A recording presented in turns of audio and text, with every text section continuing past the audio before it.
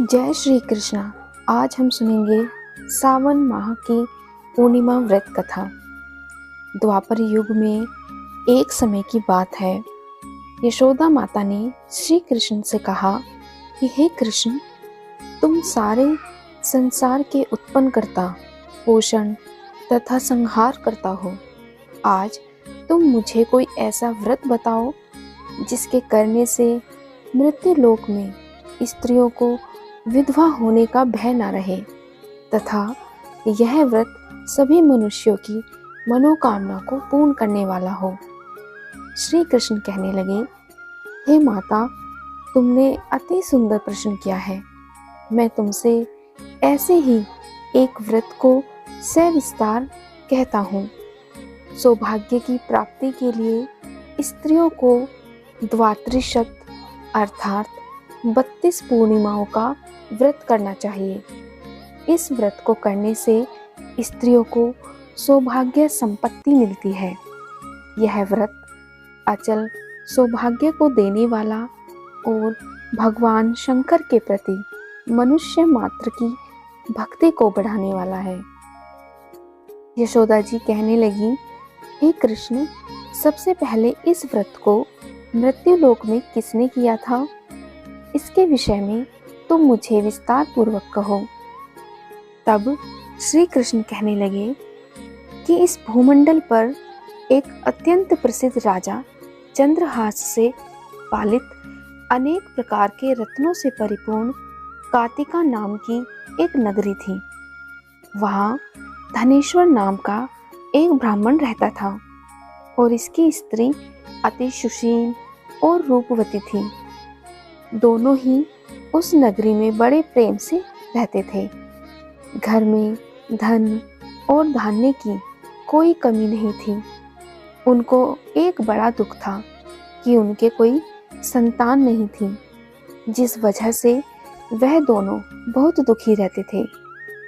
एक दिन एक बड़ा तपस्वी योगी उस नगरी में आया। वह योगी बाकी सभी घरों से भिक्षा मांगकर भोजन किया करता था, लेकिन उस ब्राह्मण के घर से भिक्षा नहीं मांगा करता था। एक दिन वह योगी गंगा किनारे भिक्षा मांगकर प्रेम पूर्वक खा रहा था कि धनेश्वर ने योगी को यह सब करते देख लिया। सब कार्य किसी प्रकार से देख लिया।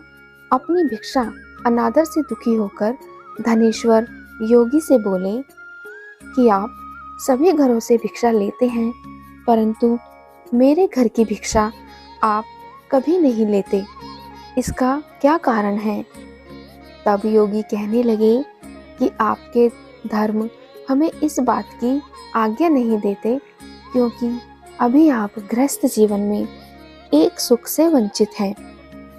आपके घर संतान होने पर ही मैं आपके घर से भिक्षा स्वीकार करूंगा। उन्होंने कहा कि जिसे संतान नहीं है उसके घर से भिक्षा लेने से मेरे भी पतित हो जाने का भय है। धनेश्वर यह सब बात सुनकर बहुत दुखी हुआ और हाथ जोड़कर योगी के पैरों पर गिर पड़ा तथा बहुत ही दुखी मन से कहने लगा कि आप मुझे संतान प्राप्ति के लिए कोई उपाय बताएं। आप सर्वज्ञ हैं, मुझ पर अवश्य ही आप कृपा कीजिए। धन की मेरे घर में कोई कमी नहीं है, लेकिन मैं संतान ना होने के कारण अत्यंत दुखी हूँ। आप मेरे इस दुख का हरण कीजिए। यह सुनकर योगी कहने लगे, तुम चंडी की आराधना करो। घर पहुंचकर उन्होंने यह सारी बात अपनी पत्नी को बताई और खुद वन में चला गया। वन में पहुंचकर उसने चंडी की आराधना की और उपवास किया।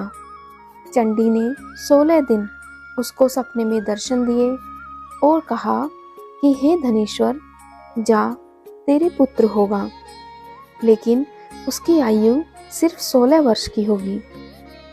16 वर्ष की आयु में उसकी मृत्यु हो जाएगी। अगर तुम दोनों स्त्री और पुरुष 32 पूर्णिमाओं को व्रत करोगे तो यह दीर्घायु हो जाएगा। जितनी तुम्हारी सामर्थ्य हो उतने आटे के दिए जलाकर शिव जी का पूजन करना, लेकिन पूर्णमासी 32 ही होनी चाहिए। सुबह होते ही तुम्हें इस स्थान के पास एक आम का पेड़ दिखाई देगा। उस पर चढ़कर एक फल तोड़कर अपने घर ले जाना और अपनी स्त्री को इस बारे में बताना। सुबह स्नान होने के बाद वह स्वच्छ होकर शंकर जी का ध्यान करके उस फल को खा लेगी। तब शंकर भगवान की कृपा से उसको गर्भ हो जाएगा। जब ब्राह्मण सुबह उठा तो उसे उस स्थान पर एक आम का पेड़ दिखाई दिया और वह उससे फल तोड़ने के लिए चढ़ा, लेकिन वह पेड़ पर चढ़ नहीं पा रहा था। यह देखकर उसे बड़ी चिंता हुई। उसने भगवान गणेश की उपासना की और कहा, हे दयानिधे, आप भक्तों के विघ्नों का नाश करने वाले, मंगल कार्यों को करने वाले, दुष्टों का नाश करने वाले, रिद्धि सिद्धि देने वाले हो। आप मुझे इतना बल दें कि मैं अपनी मनोकामना पूरी कर सकूं। इसके बाद वह पेड़ से फल तोड़कर अपनी पत्नी के पास पहुंचा। उसकी पत्नी ने अपने पति के कहे अनुसार इस फल को खा लिया और वह गर्भवती हो गई। देवी की कृपा से उसे बहुत सुंदर पुत्र पैदा हुआ। उसका नाम उन्होंने देवीदास रखा। माता पिता के हर्ष और शोक के साथ वह बालक बढ़ने लगा। भगवान की कृपा से बालक बहुत ही सुंदर था, सुशील और पढ़ाई लिखाई में भी बहुत ही निपुण था। दुर्गा जी की कथा अनुसार उसकी माता ने 32 पूर्णमासी का व्रत रखा। जैसे ही 16वां वर्ष लगा, दोनों पति पत्नी बहुत दुखी हुए। उनके पुत्र की मृत्यु न हो जाए, इसीलिए उन्होंने सोचा कि अगर उनके सामने यह सब हुआ तो वह नहीं देख पाएंगे। तब उन्होंने देवीदास के मामा को बुलाया और 1 वर्ष के लिए देवीदास को काशी में पढ़ने के लिए भेज दिया।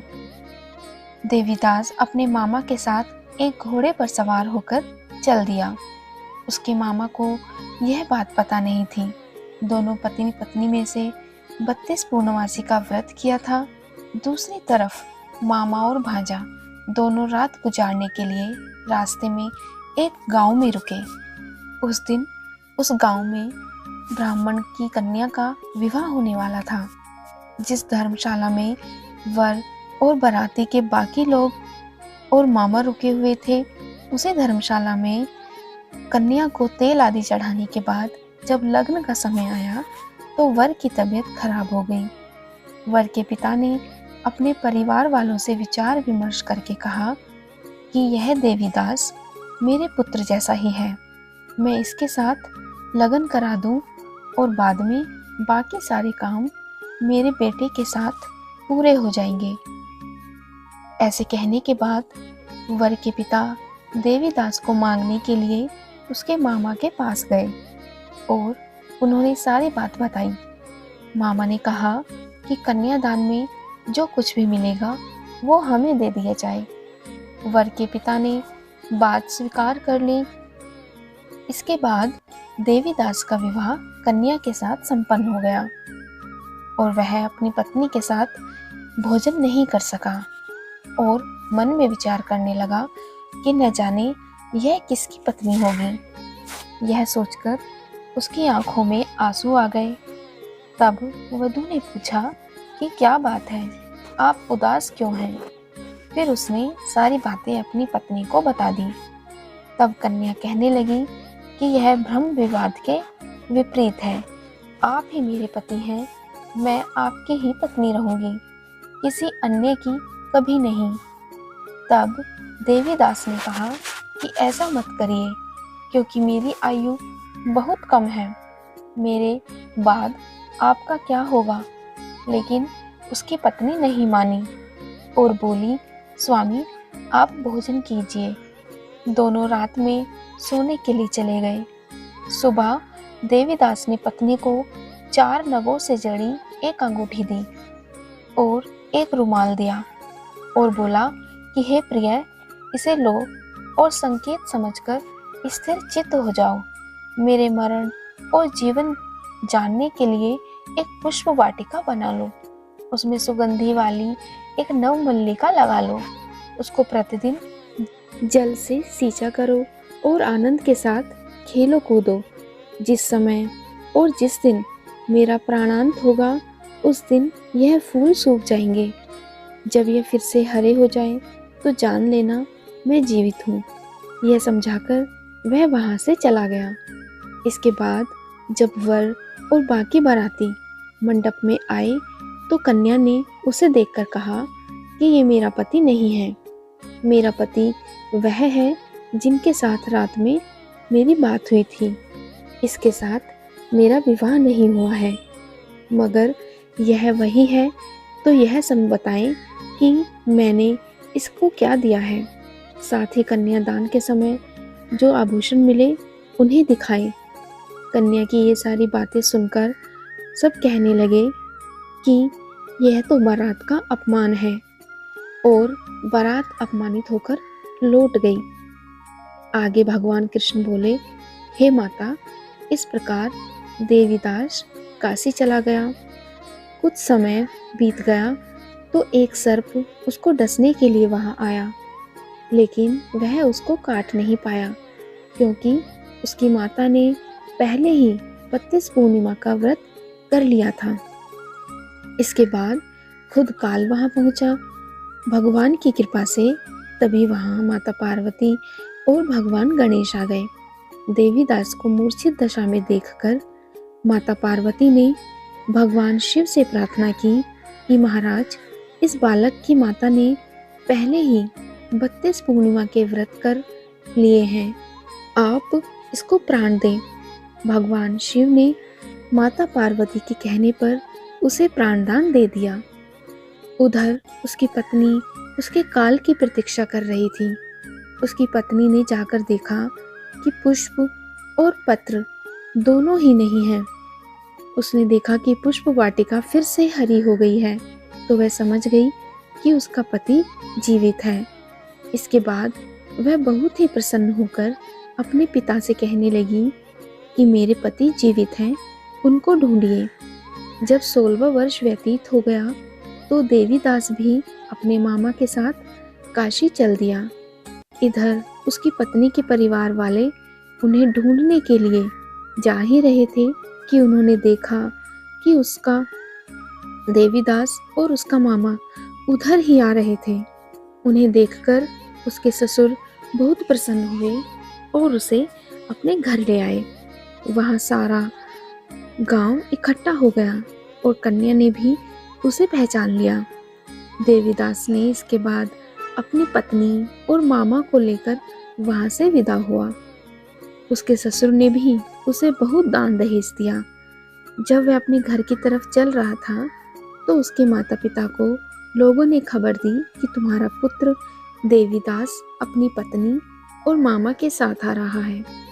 ऐसा समाचार सुनकर पहले तो उन्हें विश्वास नहीं हुआ, लेकिन जब देवीदास आया और उसने अपने माता पिता के पैर छुए, तो देवीदास के माता पिता ने उनका माथा चूमा और दोनों को अपने सीने से लगा लिया। दोनों के आने की खुशी में धनेश्वर ने बहुत दान दक्षिणा ब्राह्मणों को दी। श्री कृष्ण जी कहने लगे कि इस तरह धनेश्वर को 32 पूर्णिमाओं को व्रत के प्रभाव से संतान प्राप्त हुई। जो स्त्रियां इस व्रत को करती हैं, वह जन्म जन्मांतरों तक वैधव्य का दुख नहीं भोगती और सदैव सौभाग्यवती रहती हैं।